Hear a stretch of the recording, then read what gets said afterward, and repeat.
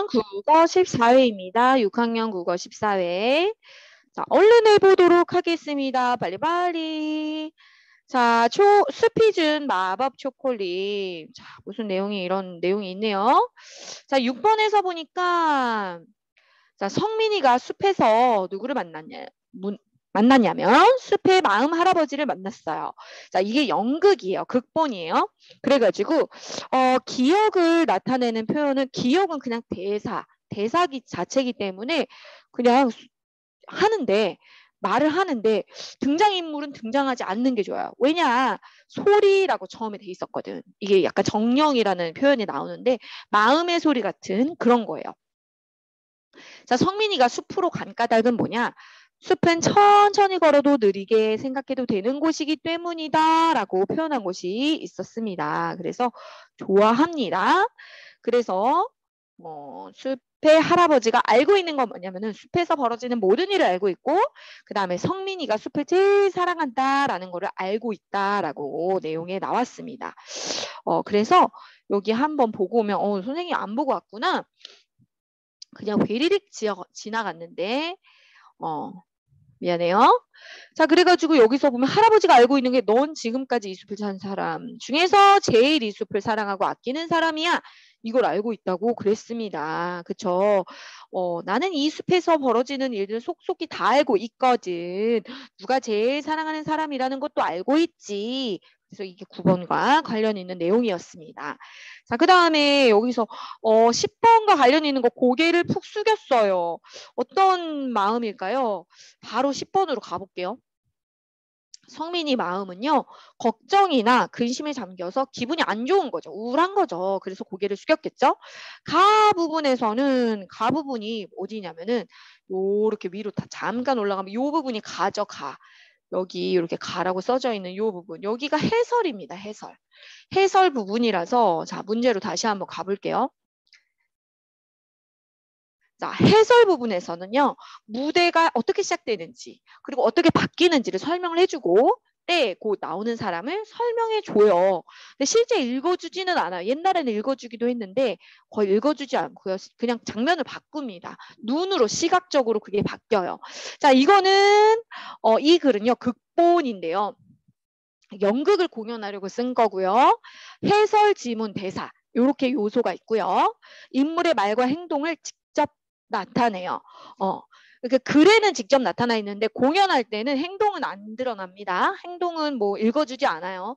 그 다음에 대사와 지문으로 인물의 마음을 드러내요. 대사는 직접 말을 하는 말이고 지문은 자세한 행동이나 정서적인 걸 담고 있어요. 설명이 조금씩 들어가 있습니다. 자, 그 다음으로 이렇게 보면은 여기는 이제 여기서 보면은 성민이가 왜 한숨 쉬었는지 나오죠?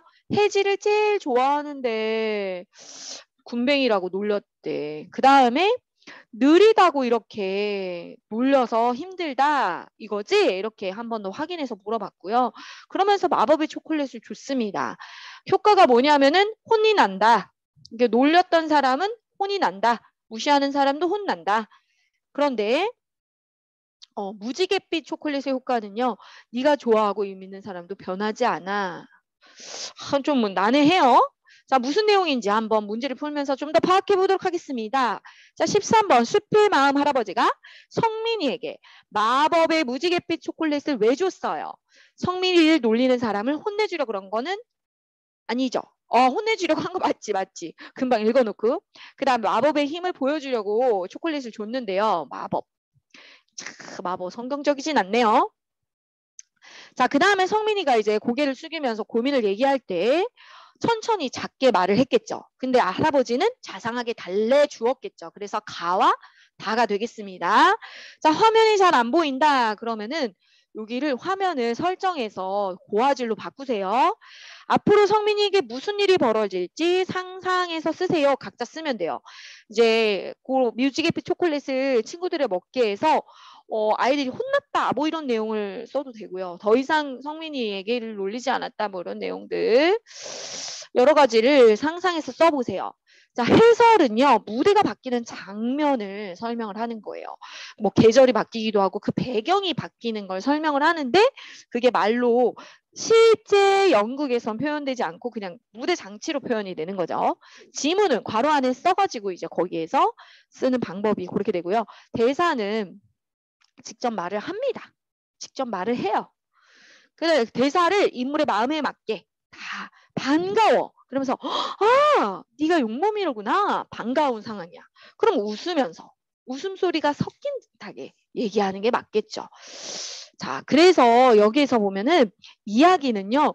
인물이나 사건을 말해주는 사람이 있는데 그거를 말과 행동으로 해설로 쫙 풀어 쓰고요.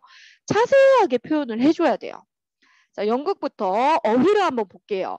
어휘는요. 실제로 무대에서 말과 행동으로 보여줍니다. 해설은요. 설명이죠. 대사는 배우가 말을 직접 하는 게 대사고요. 극본은 이제 이 여러 가지 해설과 대사와 지문을 다 담아서 자세히 연극을 할 수 있는 설명문 같은 거예요. 그래서 그거를 위해서 쓴 글이고요. 지문은 이제 어떤 심리 상태인지 그리고 말투가 어떤지 그런 것들을 지시해 놓은 거예요. 동작을 어떻게 해야 되는지 자세하게 설명을 해준 부분이 지문인데 그거를 그 연극하는 사람이 등장인물이 직접 말하진 않아요. 지문은. 자, 인형극은 배우 대신에 인형이 등장해요. 낭독하는 거는 소리 내는 거고 소리 내서 읽어주는 거. 자, 그 다음에 형식은 뭐냐면은 작품의 장르, 그러니까 이 형식, 글의 형식이 뭐야? 극본이었잖아. 좀 전에 거 극본. 그런 형식을 말하는 거고요. 공연한다라는 거는 직접 이제 연극, 무용, 음악, 이 예술 작품들을 공연하죠. 직접 보여주는 거예요. 그리고 우리가 구경하는 거를 관람한다라고 합니다. 자, 주어, 목적어, 서술어는 좀 쉬워, 그지? 우리 영어를 배웠기 때문에 좀 쉽습니다. 주어는 주체가 되는 거예요. 주체. 누가에 해당하는 거면. 누가 하는지. 목적어는요. 동작이 나오는데 그 동작의 대상이 돼요. 그 다음에 얘는 풀이하는 말이에요. 자, 그래서 나는 주체죠, 주체. 누가 했냐고. 뭘 했냐고. 보긴 봤어. 행동을 풀이하죠. 행동을 쫙 어떻게 행동을 했는지 풀이를 했는데 그것의 대상이 되는 거예요. 보는 것의 대상. 내가 보긴 봤어. 대상. 무엇을 봤냐고요. 무엇을 봤는지 그거를 해주면 되는데 자, 숲을 이러면 목적어. 놀렸다. 그럼 자세히 행동한 거죠. 행동한 거. 풀이 된 거는 서술어. 할아버지가 누군지 주체가 되는 말 주어입니다.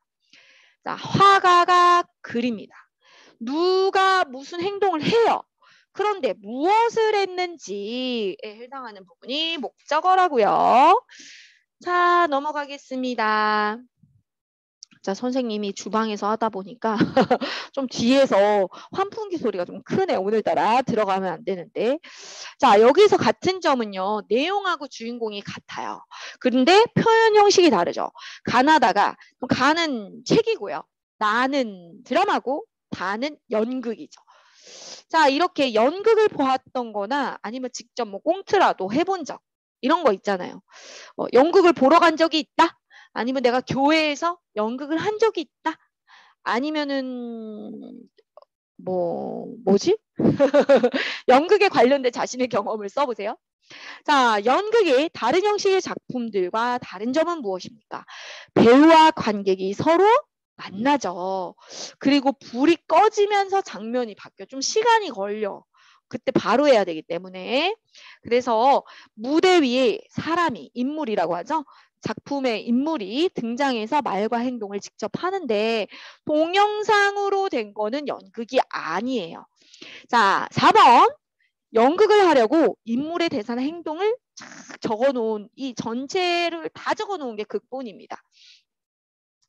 자, 알맞지 않은 거, 극본에 쓸 게 아닌 거, 무대를 만든 사람, 그 무대 장치를 만드는 사람들도 있어요. 관계자들이 굉장히 많은데요. 그거는 알려주지 않아요. 영화에서는 마지막 자막으로 쫙 올라가는데 영국에서는 그것까지는 굳이 알려주지 않아요. 자, 나오는 사람들이 여기 보니까는 영희랑 할아버지, 복순이 6번 내용이었죠. 그 다음에 이제 콧노래를 부르면서 방 청소하고 창가로 가서 밖을 향해 소리치는 거 이거 그대로 표현하면 돼요. 7번은 좀 내용이 조금 신기했어. 문제가 신기했어요. 이 글의 등장인물 3명입니다. 이렇게 쓰면 되고요. 콧노래를 부르면 그대로 그냥 행동을 하면 돼요. 동작을 그대로 하면 돼요. 3번이 맞죠? 7번에는 3번이 맞고요. 그 다음에 가다는 뭐냐면 대사죠. 직접 말하는 거 대사. 나는 지문이에요. 그 등장인물이 무슨 행동을 해야 되는지 뭐 성격이라든지 느낌이라든지 뭐 행동이라는 이런 것들을 짧게 설명을 해놨고요. 해설은 전체적으로 무슨 사건의 배경이나 등장인물에 대해서 설명을 해주는 거예요. 자, 여기서 아까랑 똑같이 자신이 제일 좋아하는 혜지가 자기를 군뱅이라고 놀려서 슬퍼하고 있었죠. 자, 기억에서 고개를 푹 숙이는 가로 안에 들어있는 거는 이게 지문인데 괄호 안에 제시가 되면서 인물의 행동이나 표정을 또 이야기해주는 역할을 합니다. 자, 그 다음에 가에 이제 뭔가 지문이 들어가죠. 와 감탄하는 거잖아. 눈이 휘둥그레져서 이렇게 얘기하겠죠. 자, 기억에서 연극으로 딱 기억이 뭐냐. 대사인데 마법의 무지갯빛 초콜릿이요? 궁금해하는 목소리로 말하는 거죠. 은영이가 맞습니다. 자, 그 다음에 이 글의 특성이 무엇이냐. 인물이나 사건을 말해주는 사람은 없어요. 뭐 드라마 이런 게 아니기 때문에 없어요. 연극에선 없어요. 자, 극본을 쓸 때 고려할 점이 뭐냐면은 극본의 특성에 맞게 잘 드러나게 그렇게 써야 되고요. 해설, 지문, 대사를 꼼꼼하게 빠뜨리지 않고 써야 됩니다. 자, 요거를 관람하고 있는 애들이 경훈이와 수아가 지들끼리 막 쑥덕거리고 있어. 안 돼, 안 돼. 2번 떠들지 말고 진지한 태도로 들어야 합니다. 자, 서술형 평가에서 장영실 주인공 같습니다. 다른 점은 표현하는 방식이 다르다. 저기는 책이고 저기는 연극이고 다르다. 이 내용을 하면 되고요. 자, 가에서는 이게 해설이잖아요. 해설은 때 곧 나오는 사람 설명이 들어가야 된다. 자, 키워드는 자, 설명하는 거다. 이라는 표현을 해줘야 되고, 자, 나는요, 대사죠. 성격을 짐작할 수 있죠. 그거를 보면서 지문은 행동이나 표정을 제시해 줍니다. 자, 그 다음에 여기에서 글의 형식이 이건 극본이에요. 나는요, 그냥 이야기고요. 다른 점이 뭐냐면은 극본에는 등장인물이 딱 있어요. 그리고 해설, 지문, 대사 이런 게 있는데요. 그냥 이야기에서는 쭉 말해주는 거예요. 그냥 말해주고 큰 따옴표에서도 그냥 말해주고 있죠. 자, 극본을 낭독할 때 이렇게 장난식으로 하면 안 되는데 진지하게 해야죠. 그 다음에 연습을 충분히 해서 대사를 보고 하면 안 됩니다. 이런 거 중요하다는 거 꼭꼭 기억해 주세요. 잘했습니다. 안녕.